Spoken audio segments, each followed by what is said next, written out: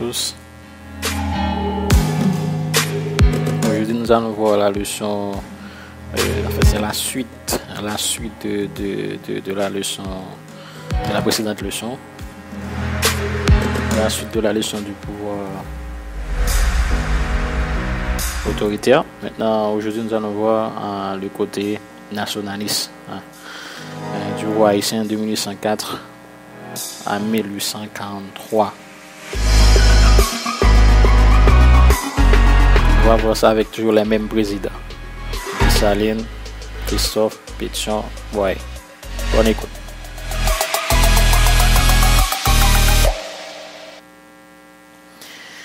Ok. Alors, le pouvoir haïtien est un pouvoir nationaliste de 1804, un pouvoir de 1804 à 1843. Donc, un pouvoir nationaliste. Nous avons déjà vu le côté autoritaire, dictature, despote. Donc, les dictateurs, des despotes, on peut dire dictateur, on peut dire despote, c'est la même chose. Maintenant, voyons rapidement le côté nationaliste de ces pouvoirs-là. Mais avant, je dois vous dire que le concept nationaliste fait référence à l'idée d'intégrité territoriale et de souveraineté nationale. Ok? Et donc la défense de l'indépendance était une obsession pour nos chefs d'État au lendemain de l'indépendance. Ok? Donc dans une leçon, je crois que j'ai déjà vu avec vous le côté nationaliste de Dessalines, avec l'élimination des Français, ses mesures, la construction des forts, l'étatisme et la campagne de l'Est. Ok, donc j'ai déjà vu avec vous le côté nationaliste dans une précédente leçon, dans une leçon. Donc vous pouvez toujours aller réécouter, on va dire, cette leçon-là pour trouver le côté nationaliste, on va dire, de Dessalines. Ok. Donc, c'était une obsession pour Dessalines, pour défendre l'indépendance. Une obsession pour Dessalines. Par exemple, je prends l'article 12 de la Constitution de 1905, de Dessalines, et c'est écrit « Aucun blanc, quelle que soit sa nation ou sa nationalité, ne mettra le pied sur ce territoire à titre de maître ou de propriétaire et ne pourra à l'avenir y acquérir aucune propriété. » C'est un exemple. La propriété appartient à la nation. Donc, principe de souveraineté nationale pour Dessalines. Bref. Ok. Donc, on va voir rapidement le pouvoir de Christophe, qui était également un pouvoir nationaliste. Restez à l'écoute.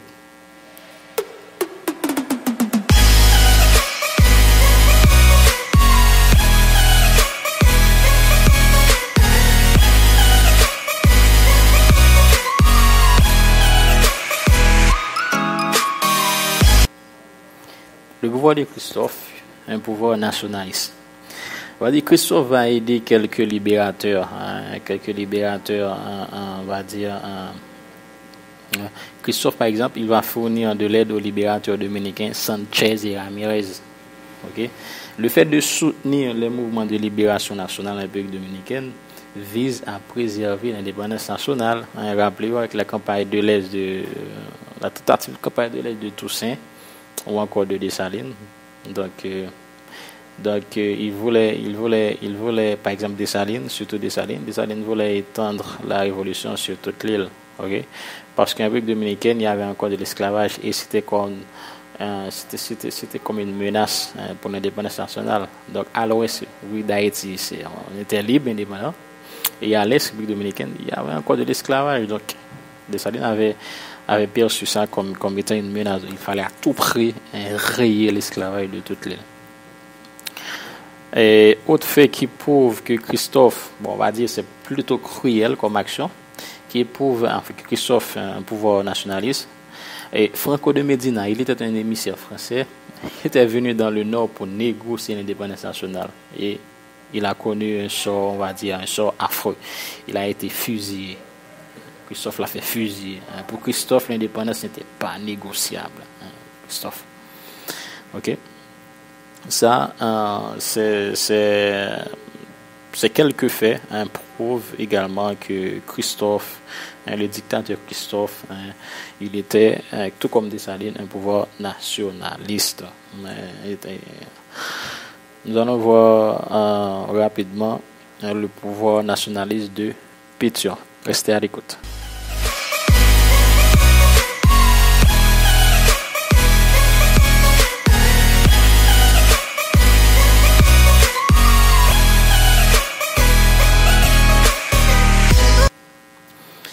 Le pouvoir de l'Ouest et du Sud.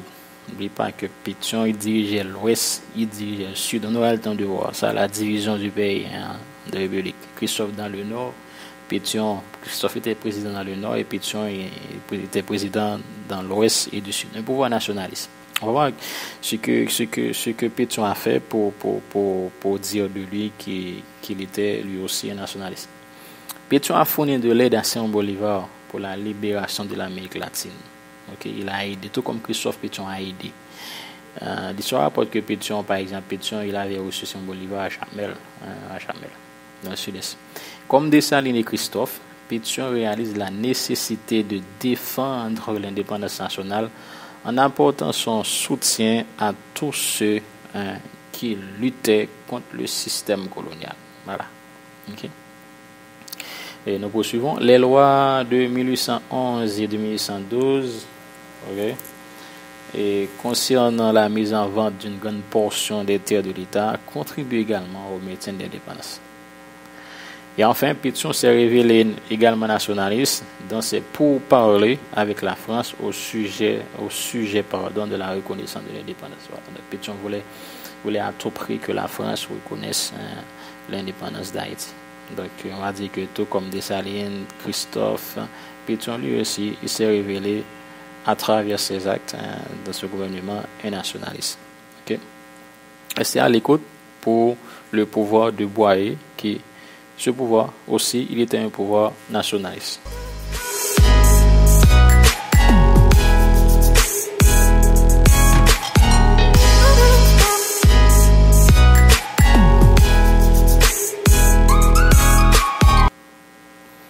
Le pouvoir de Boyer est un pouvoir nationaliste. Le pouvoir de Boyer était également un pouvoir nationaliste. Boyer. Au début de son règne, Boyer s'est révélé nationaliste. On va voir des exemples qui prouvent que Boyer était lui aussi un nationaliste. Par exemple, la campagne de l'Est entreprise par le gouvernement est conforme à la tradition historique du pays. Rappelez-vous, Toussaint a essayé, il a échoué. Dessalines, il a échoué. Mais Boyer, il va réussir. Vous connaissez l'histoire, Boyer qui va occuper toute l'île pendant un certain temps. Donc, Toussaint Louverture, Dessalines avait déjà compris l'importance d'une révolution à l'échelle insulaire. Quand je dis insulaire, c'est le mot de même famille que l'île. Donc, l'échelle insulaire a dit sur toute l'île. Rappelez-vous, je vous disais tantôt que à l'ouest, la République d'Haïti était libre, indépendante, alors qu'à l'est, il y avait encore de l'esclavage. Donc, il fallait, pour préserver l'indépendance d'Haïti, il fallait étendre la révolution sur toute l'île, éradiquer l'esclavage sur toute l'île. Okay? Donc, comme Toussaint Louverture, Dessalines, ils avaient déjà compris l'importance d'une révolution à l'échelle insulaire. C'était une condition nécessaire à la préservation de l'indépendance nationale. Okay? Et de plus, l'existence de l'esclavage dans l'Est a menacé constamment la révolution haïtienne. Ainsi, Boyer s'est révélé nationaliste en occupant la République dominicaine pendant un certain temps. Vous connaissez l'histoire. Voilà. Donc, tout comme Dessalines, Christophe Pétion, Boyer lui aussi s'est révélé comme étant un nationaliste. Ok. Voilà. Et je crois qu'on va s'arrêter là. Voilà. Donc je viens de vous présenter le côté nationaliste du pouvoir haïtien de 1804 à 1843. Ces 4 présidents-là. Ok.